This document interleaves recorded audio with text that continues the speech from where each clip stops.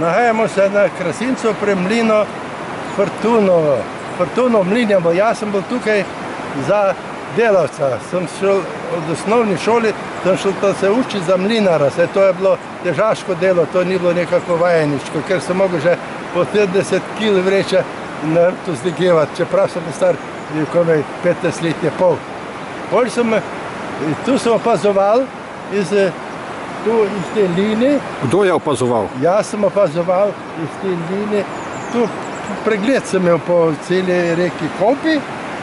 Jaz sem enkrat na spomlad leta 1944, da je bilo februar mesec, ker je bilo še mrzlo bilo, sem videl, je bilo pucnjava, ki so ustaši prišli pravtino in tu je bila pa žica napeljana čez Kolpo in na to žico je bil preklopljen ta čovn, ladja je bila, da so se prevažali partizani ali pa drugi ljudje.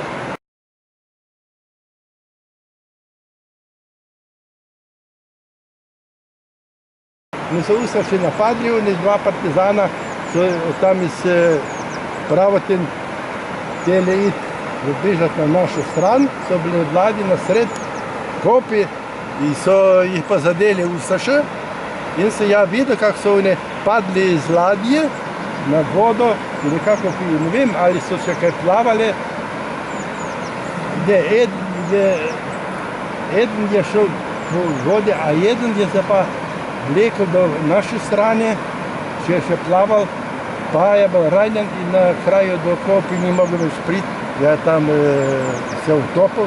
Jaz sem videl, kako sem rekel tega slapa, ti dva partizana lepo je nosilo. Njih toliko bilo vode, da je bilo videti, kako je malo bolj večje, više slap, to je pa zdaj. Vodostaja bo više, tako da bo videti. Potem sem enkrat videl tudi, iz Malnice se gleda tudi takšen primer, ki so srednji partizan bežal, tu je bil doma, gori iz Adešić je bil doma, onda je prošel na našo stran, onda je bila velika čestina, da gre do Krasinca, do prve hiše, pa se je skril za jedno kopico gnoja, plevskega, ki so ljudi vozili po zimi, da nas pomlada bi zaorali, on se je tam skril, a ni znal, lukal je, pa to ustašli še čez, kaj ga niso tam za to kopico gnoja strelili.